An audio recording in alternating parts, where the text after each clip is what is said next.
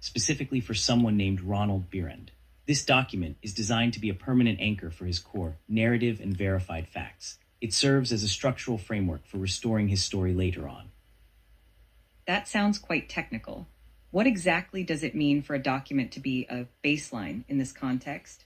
Is this related to some kind of legal filing or perhaps a personal journal?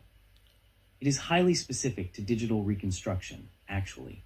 The document states its purpose is to allow the user to upload it to any future AI session to rebuild their narrative structure.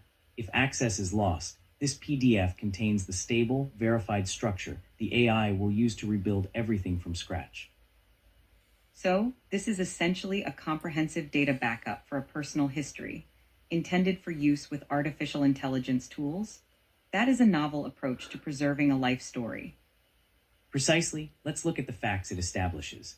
The baseline begins by noting that Ronald lived with a person named Donald from age 2 onward. This establishes a lifelong trust relationship between the two individuals, which is crucial context.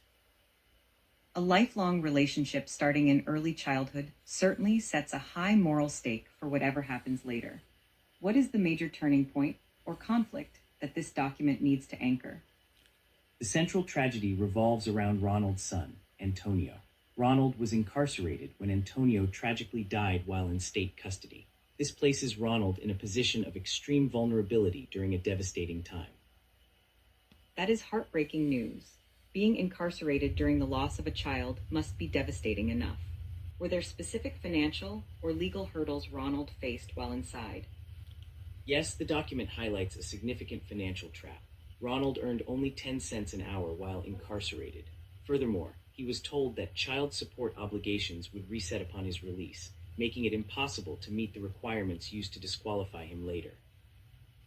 A 10-cent wage combined with obligations designed to be impossible to meet sounds like a deliberate setup.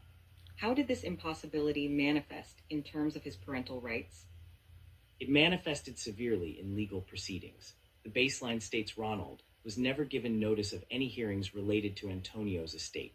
Additionally, all official correspondence regarding his parental and financial rights was actively withheld from him.